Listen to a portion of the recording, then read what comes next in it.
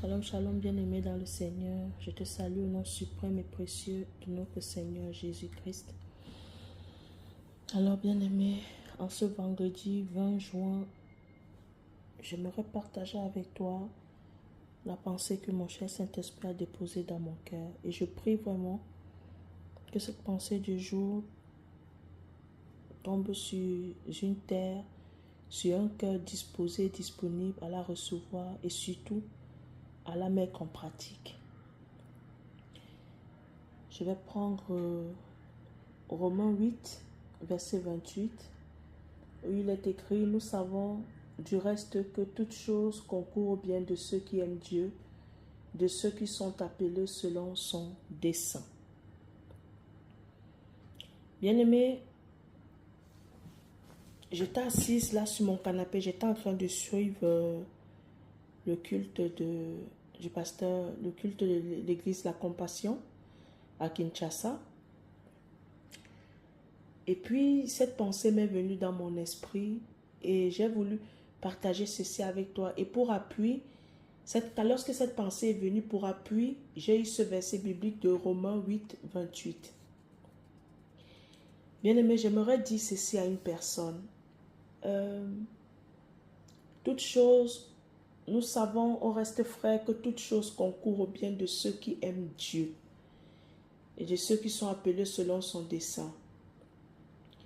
Ce verset biblique fait référence à Dieu, au but atteint de Dieu. Je vais m'expliquer. Bien-aimés, quand nous lisons cette parole, nous pouvons penser que cette parole est dédiée à nous dans le sens où ça dépend de nous et que c'est aussi fait en sorte que pour que notre joie soit parfaite, afin pour notre bon plaisir à nous, pour notre plaisir à nous. Mais bien aimé, j'aimerais peut-être je vais décevoir quelqu'un ou bien je vais confirmer ce qu'une personne pensait. Mais j'aimerais dire que la parole de Dieu, elle nous a été donnée non pas pour notre plaisir d'abord, mais d'abord pour plaire à Dieu. Mais d'abord pour que le but de Dieu soit atteint. D'abord pour que le but pour lequel la parole de Dieu a envoyé, Dieu l'a mise à notre disposition, puisse être atteinte. Bien-aimé, ce qui veut dire que tu peux te retrouver comme ça en train de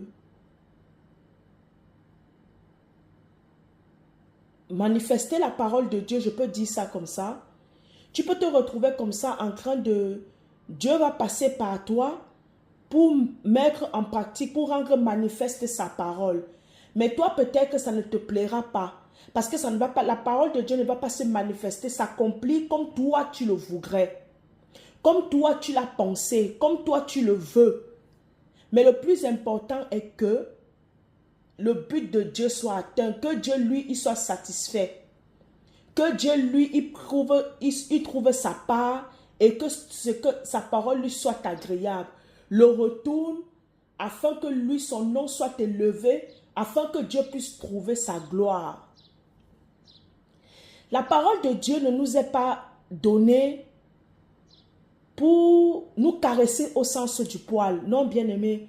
La parole de Dieu est là pour rendre manifeste Dieu.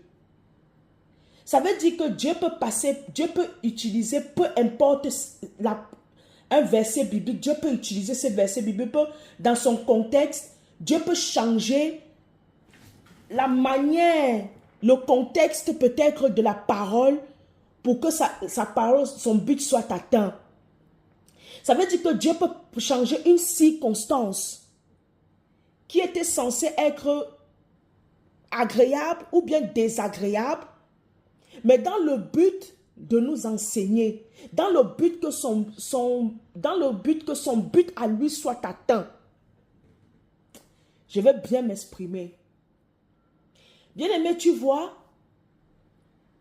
nous savons qu'au reste frère, que toute chose concourt au bien de ceux qui aiment Dieu. Toute chose concourt au bien de ceux qui aiment Dieu.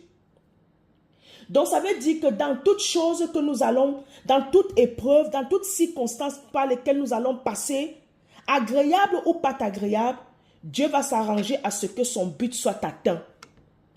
Alors derrière cette parole, Dieu recherche des hommes qui sont disposés et disponibles à ce qu'ils passent par eux, qu'ils soient des canaux, des points de contact, qu'ils soient des... On va dire ça comment? Qu'ils soient des instruments pour Dieu, afin que le but de Dieu soit atteint. Bien-aimés, moi j'ai vécu ce verset biblique de Romains 8, 28. Bien-aimés, vous savez, il y a peut-être 5 ans en arrière, oui, 5 ans ou 6 ans en arrière, si je ne me trompe pas. Pour ceux qui connaissent le site Zalando, je commandais beaucoup de choses chez Zalando. Souvent, je commandais avec mon nom. Souvent, je commandais avec le nom des autres. En fait, j'étais une usurpatrice d'identité. Je faisais les commandes avec le nom des autres. Ce qui faisait en sorte que moi, je reçois la commande. Et comme tout est répertorié en Suisse, lorsqu'il fallait maintenant envoyer les factures, on allait envoyer certes chez moi, mais je n'allais pas payer. Mais un jour, vu que toute chose concourt au bien de ceux qui aiment Dieu et ceux qui sont appelés selon son dessein, Dieu va faire en sorte que peut-être que le diable va passer par là, parce que nous devons savoir que Dieu est un Dieu juste. Lorsque nous avons quelque chose qui appartient à Satan, voilà pourquoi Jésus-Christ a dit, le prince de ce monde vient, mais il n'a rien à moi. Et Jésus n'avait rien en Satan. Et Satan n'avait rien en Jésus. Voilà pourquoi la mort n'a pas pu retenir Jésus. Voilà pourquoi Jésus-Christ a été ressuscité. Sachez-le, si c'est que Dieu avait trouvé quelque chose de Satan en Jésus, la mort allait résister à Jésus. Même le diable même allait réclamer Jésus. Le diable n'a pas pu réclamer Jésus parce qu'en vérité, Jésus est devenu impur. Jésus est devenu péché à cause de nous. Lui-même personnellement, il est 3 fois saint. Mais à cause de nous, dont il a porté nos péchés.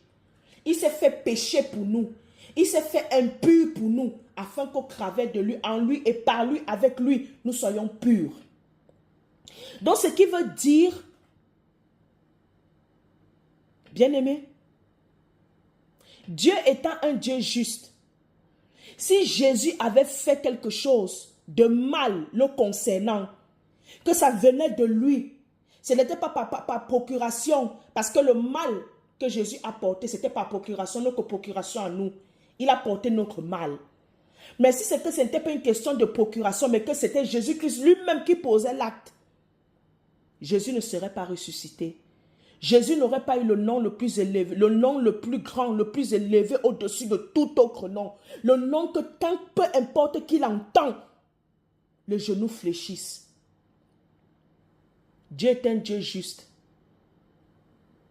Alors, Dieu étant juste, comme le dit dans 2 Pierre 3, 9, Dieu use de patience envers nous, pour ne pas nous perdre, mais pour nous pousser à la repentance. Alors la personne à qui j'ai fait les commandes avec son nom, je ne sais pas qu'est-ce qui s'est passé. Cette personne-là a reçu un commandement de paiement ou de, je sais plus, de poursuite. On devait poursuivre cette personne. Je ne sais pas comment ça a fait pour que le courrier aille chez la personne. En tout cas, ça, ce sont les choses, les mystères. Je n'ai même pas cherché à comprendre, à connaître qu'est-ce qui s'est passé. Mais bien aimé, la personne est partie me porter plainte. Lorsque la personne allait me porter plainte, la police est venue m'arrêter chez moi. Ils m'ont amené au poste de police pour m'interroger sous la demande, sous le mandat du juge de la fraude, de je ne sais pas quoi. Bien aimé. Mais je peux vous dire, pendant cette période-là, je n'étais pas en paix. J'avais le sentiment qu'il y a quelque chose qui devrait arriver. C'était tellement palpable en moi qu'à chaque fois, j'étais tout le temps en train de guetter dans le Judas de ma porte pour voir s'il y a quelque chose qui se passe, se retourner parce que je n'étais pas en paix. Je ressentais qu'il y avait quelque chose qui allait se passer. Et cette chose-là est finalement arrivée parce que c'est Dieu qui l'a permise. Dieu ne l'a pas permis pour me donner la honte. Dieu a permis que cette chose arrive afin que cette chose-là, cette circonstance finisse par concourir pour mon bien. Est-ce que tu comprends ce que je veux dire? Dieu est un Dieu juste. C'est pas parce que tu es chrétien, tu pries en langue, que Saint-Esprit témoigne en toi que tu es enfant de Dieu, que tu vas te permettre de faire du n'importe quoi, que ce soit à quelqu'un qui n'est pas en Christ, que ce soit à ton frère et soeur en Christ, que Dieu va te laisser. Tu vas payer. Tu vas assumer les conséquences de tes actes. Dieu te fera assumer les conséquences. Mais Dieu ne te tuera pas. Dieu ne permettra pas que Satan atteigne ta vie. Mais au travers de ce par quoi Dieu va te permettre que tu passes.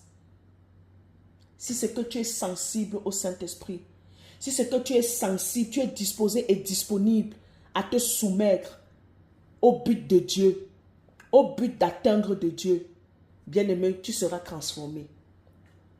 Dieu a permis que cela arrive. Aujourd'hui, bien-aimé, je ne peux plus passer une commande sans que je n'ai payé cette commande. Si je passe une commande, je vais m'arranger à ce que cette commande soit payée. J'ai arrêté de commander avec le nom des gens. Je me suis repenti sincèrement. J'ai payé ce que j'avais à payer. C'est vrai, je ne suis pas allé jusqu'au bout de certaines choses à payer parce que financièrement, je ne pouvais pas. Mais j'ai fait ce que je pouvais. Je me suis repenti. Et aujourd'hui, je suis quelqu'un de nouveau. Je suis une nouvelle personne. Je ne suis plus quelqu'un de malhonnête, d'escroc, usurpatrice d'identité, voleuse. Dieu m'a restauré, Dieu m'a transformé. Certainement, le diable voulait utiliser ça pour m'atteindre, pour m'égorger, voler et détruire.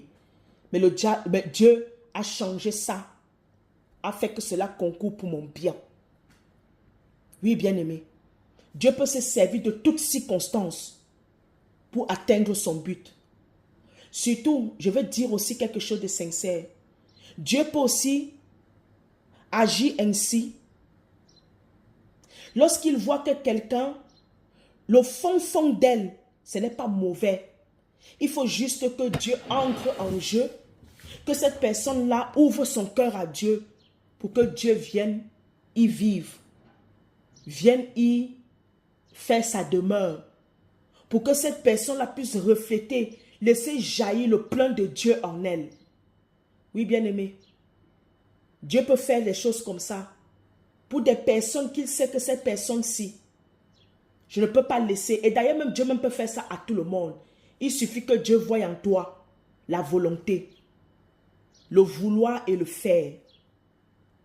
Cette soif-là de vouloir bien faire les choses, cette soif-là de vouloir changer, Dieu peut changer toutes choses, toutes circonstances en ton bien, pourvu que tu en tires les conséquences, pourvu que tu en tires les leçons, pourvu que tu en tires les leçons et que tu ne retombes plus dans les mêmes choses.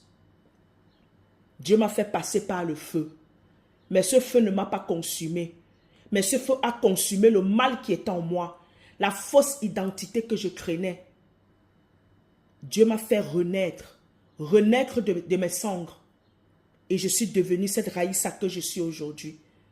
Je peux vous dire que quand je fais une commande, ce n'est même pas que, non, directement, je me souviens qu'il faut que je sois quelqu'un d'intègre.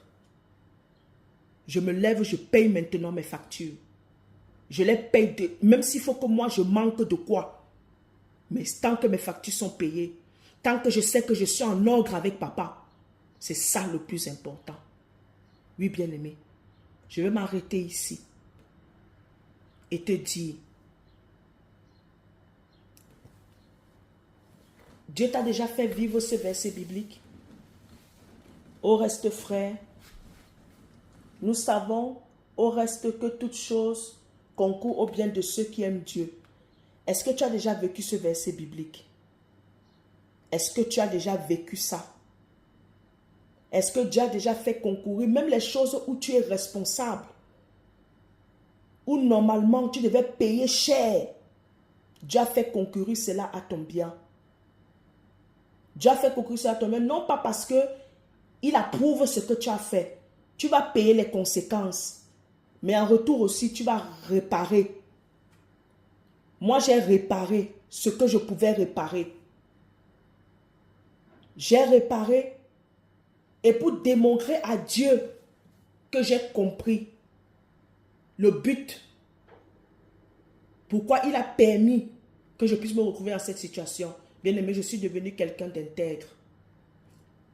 Je suis devenu quelqu'un d'intègre. Et ça fait ma fierté. Voilà pourquoi je dis, il n'y a personne qui peut nous aimer comme Dieu nous aime. Je dis bien, il n'y a personne qui nous aime comme Dieu nous aime. Souvent, nous pouvons croire que telle situation par laquelle nous allons passer, que Dieu permet, c'est pour nous détruire. Pourquoi nous commençons à murmurer, nous commençons à remettre en cause l'existence de Dieu, l'amour de Dieu, la fidélité de Dieu pour nous. Et pourtant, en réalité, bien aimé, Dieu permet que ces choses nous arrivent, afin de nous transformer, de nous tailler, de nous circoncire, de nous briser, afin que nous soyons réellement à son image. Et Dieu, vous allez voir, Dieu va beaucoup faire ça aux personnes avec qui il a une histoire.